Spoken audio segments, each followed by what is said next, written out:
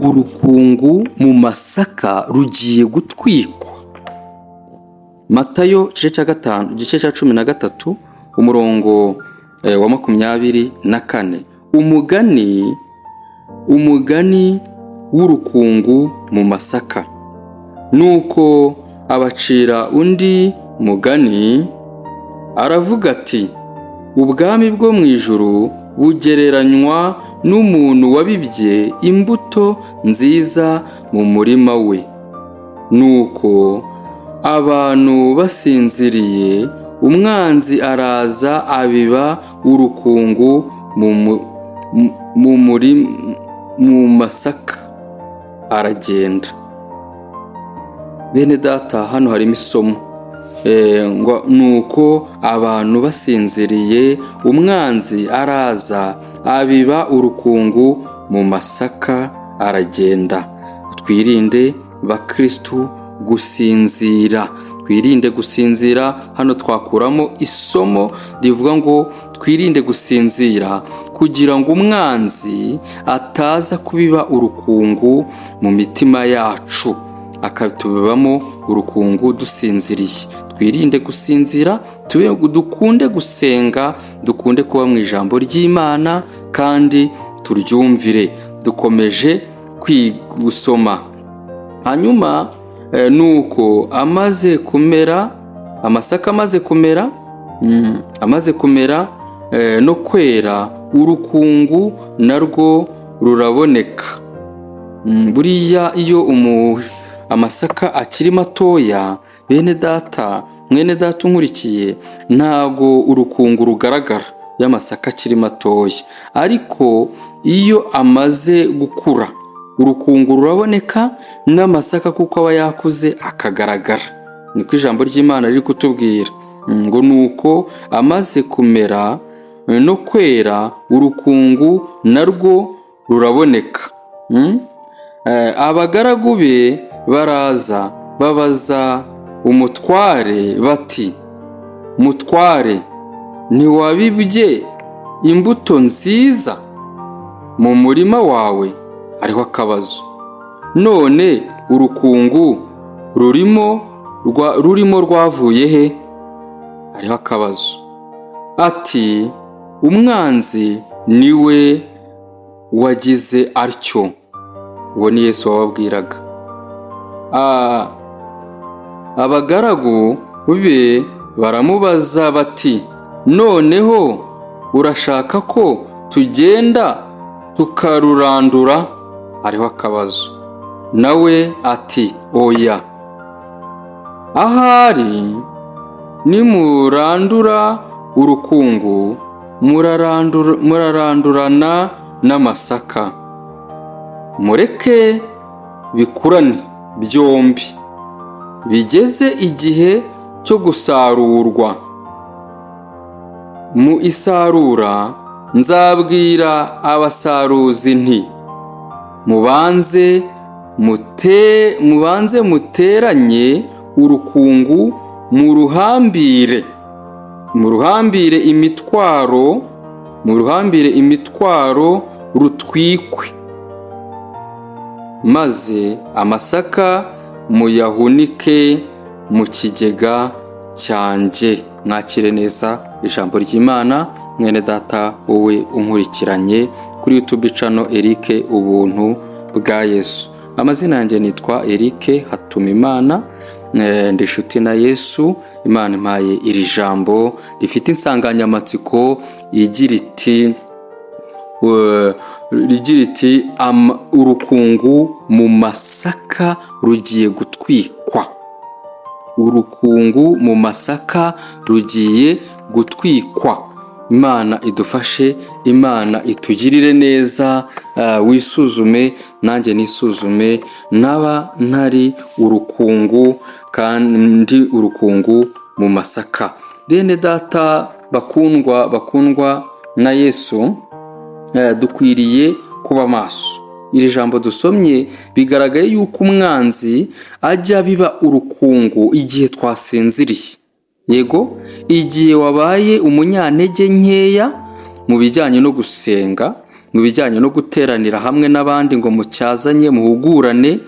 Igihe wanamutse mu bihe byo gusenga, ijambo riratubwiye ngo umwanzi mu gihe ngo abantu bari basinziriye ngo yaje ngo abiba urukungu mu masaka. Rero natwe iri ni isomo dukwiriye gufata. Nimba wari ucogoye mu gusenga, nimba wari ucogoye mu gusoma ijambo ry'Imana, wisinzira umwanzi umubi Satani ataza kubiba urukungu mu mutima wawe, ukanamuka mu buryo bw'umwuka, ukanamuka mu buryo bwo gusenga, ukahinduka urukungu. Kandi ijambo ry'Imana nabazanira riragira riti urukungu mu masaka rugiye gutwikwa.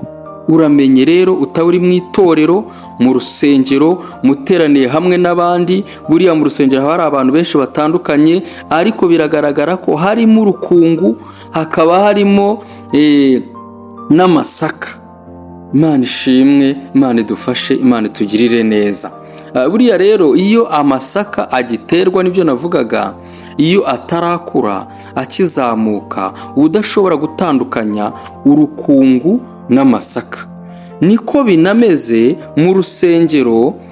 Mu rusengero ntushobora gutandukanya umukristo w'ukuri cyangwa se umukristo w'umupagani, babandi twita abapagani bo mu rusengero. Ntiwashobora kubatandukanya abo bantu bombi, kandi birashoboka ko baba mu rusengero rumwe, bakaba mu iteraniro rimwe ry'abantu benshi, ariko kubatandukanya kuko bose bishobora kuba bari muri korali imwe, harimo urukungu, harimo n'amasaka, kandi bose bararirimba, bose baravuga Imana. Ntabwo wabitandukanya kubera ko ayo masaka aracyari matoya. Ariko ngo iyo amasaka amaze gukura, iyo amasaka amaze gukura, urukungu rugira gute?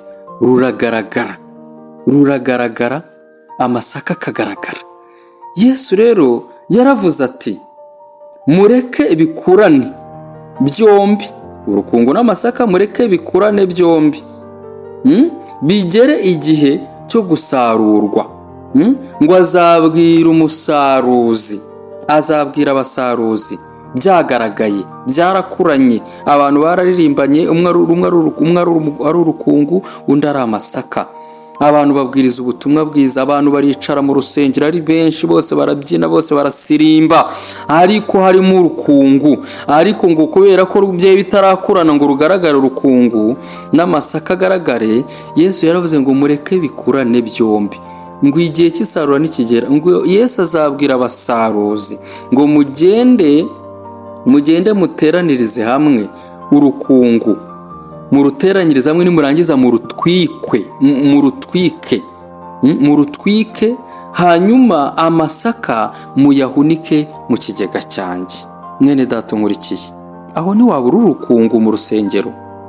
Itekerezeho, aho ntiwabura urukungu mu rusengero, ko nakuzaniye ubutumwa bwiza bw'amahoro buvuga ngo urukungu mu masaka rugiye gutwikwa. Yesu ari bugufi.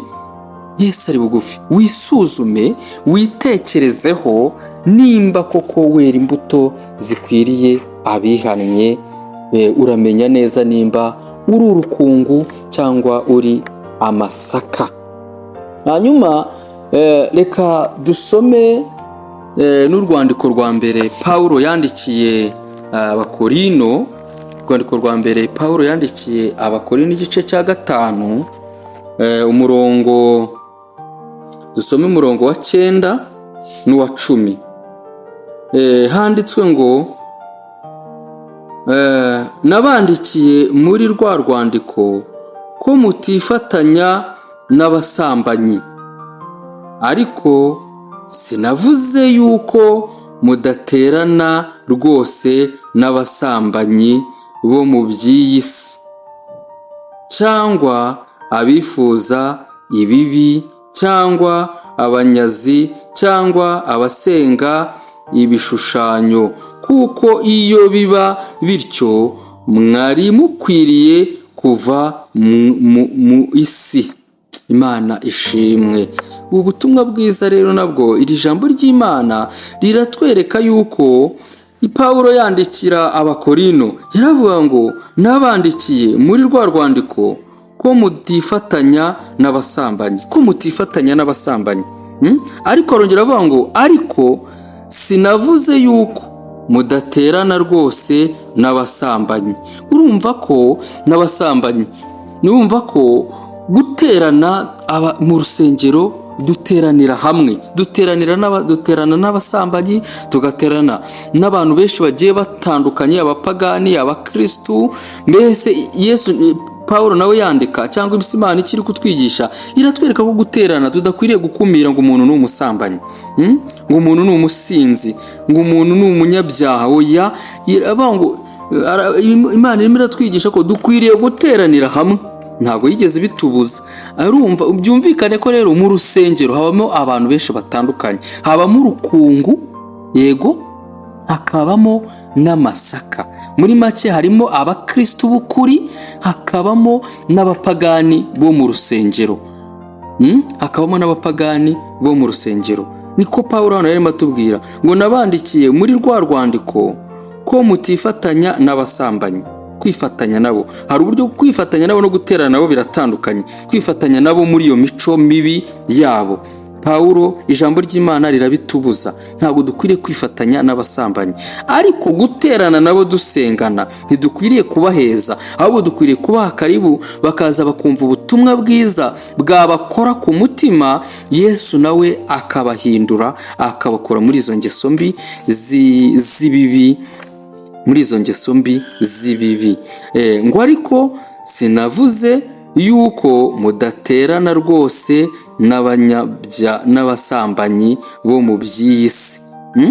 Ntabwo navuze ko mudaterana nabo, tukwiye guterana nabo. Ibi rero biratwigisha iki? Biratwereka ko aho duteranira bishoboka ko harimo abasambanyi, harimo abakristo bagisambana, harimo abavugabutumwa bagisambana, ndetse n'abashumba birashoboka bagisambana, abaririmbyi bagisambana, cyangwa gusambana numva ubusambanyi bwo mu buriri bw'umugabo n'umugore. Mbese bagikora ibibi, bagitukana, bakiba, bakibeshya, bagikora ibizira. Abo ngabo ijambo ry'Imana ryatweretse ko ari urukungu ruri mu masaka, urukungu ruri mu rusengero rw'Imana. Mwene data unkurikiye, nkuzaniye ijambo rikubwira ngo urukungu mu masaka rugiye kugira gute?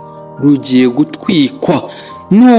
Nushake witekerezeho, wihane. Waba uri umuvugabutumwa, waba uri umushumba w'itorero, witekerezeho. Waba uri umukristu uje kwiyumvira ijambo ry'Imana, waje kwisengera, witekerezeho. Utaba uri urukungu mu masaka, utaba uri urukungu mu rusengero, kuko nakuzaniye ubutumwa bwiza bugukiza, bukubwira ngo urukungu rugiye gutwikwa, urukungu mu masaka rugiye gutwikwa, urukungu mu rusengero rugiye gutwikwa. Uramenye we kuba wishushanya, uramenye we kuba wiyoberanya, waba uri umudiyakoni, witekerezeho, kuko Yesu yaravuze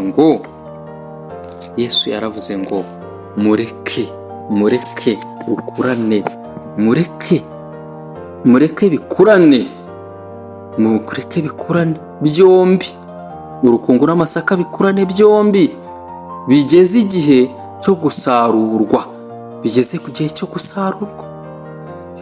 Imana iturengere, Mwuka Wera abane natwe, Mwuka Wera turondora ibyo dukora, Mwuka Wera turondora ibyo tuvuga, ngo kuko umusaruri azategeka abasaruzi bateranye urukungu barutwike, amasaka bayahunike mu kigega cy'umwami. Mwene data, itekerezeho nanjye nitekerezeho. Reka twongere dusome Matayo, igice 13, dusome umurongo wa 40, tugeze ku murongo wa 43.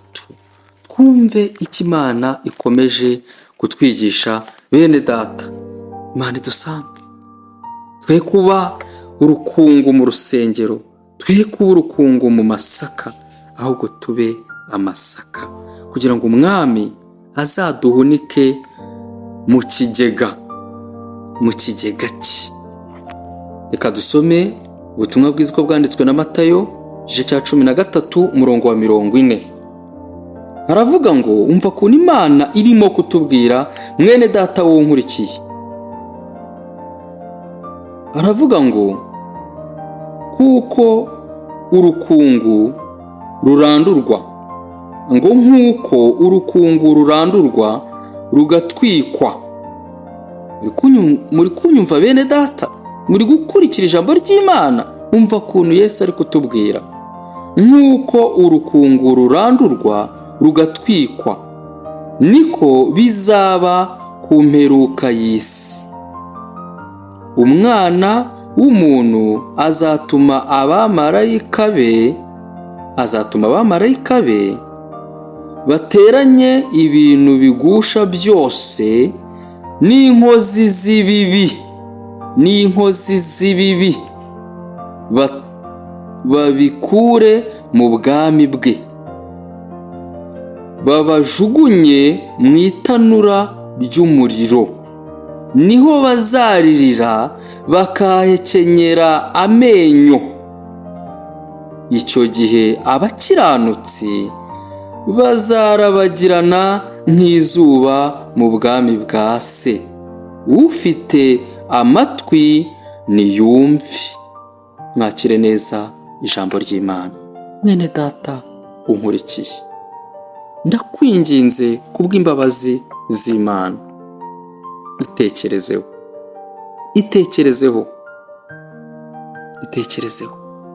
Umurima ni isi. Imbuto nziza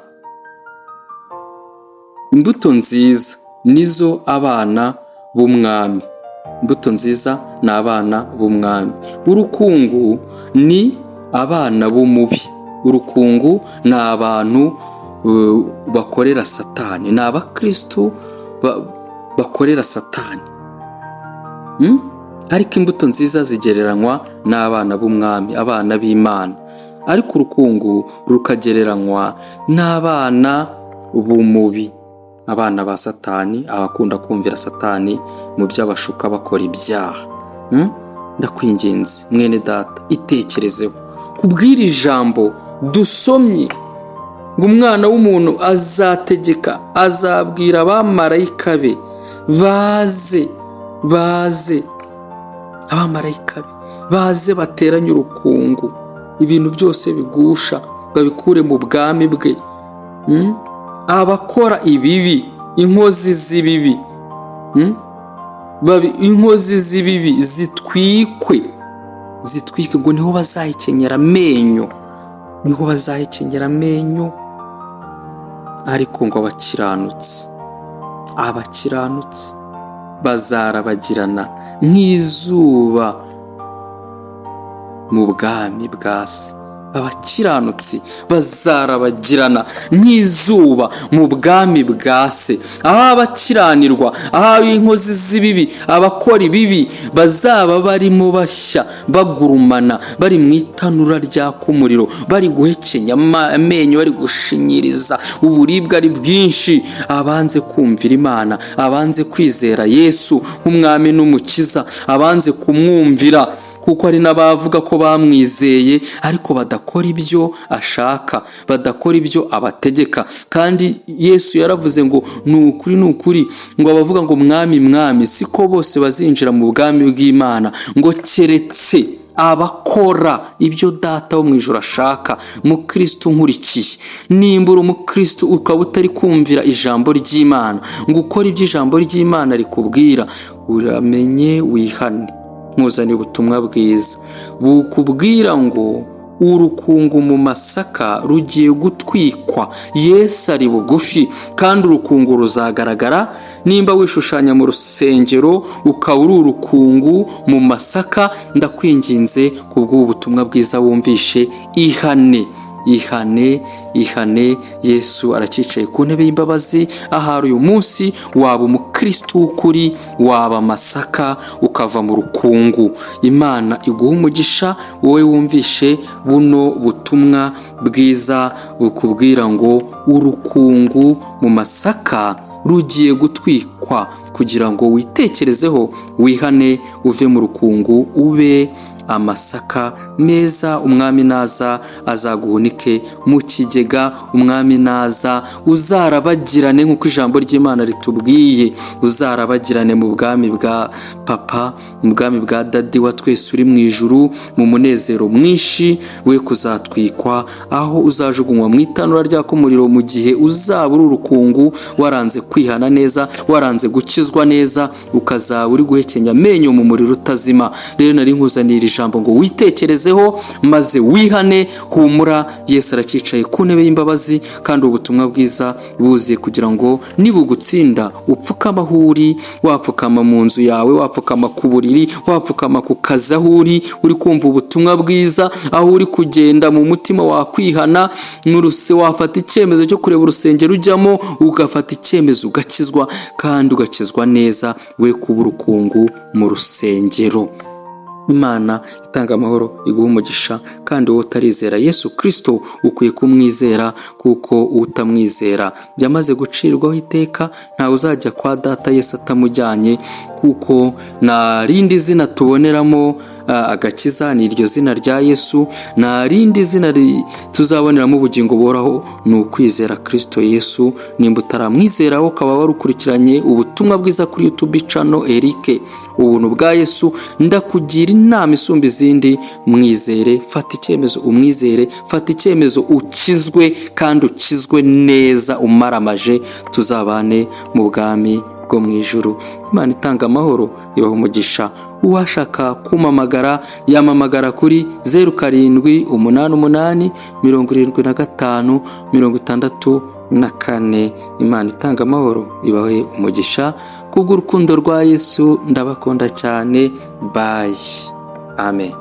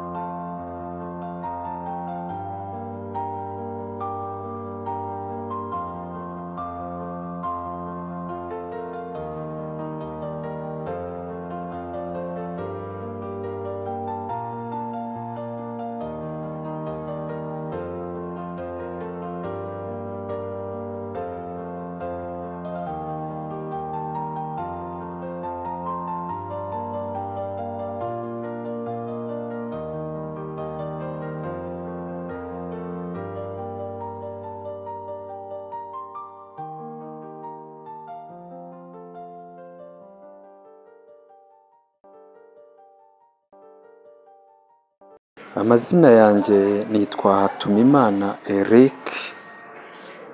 Washaka kumamagara yamamagara kuri nimero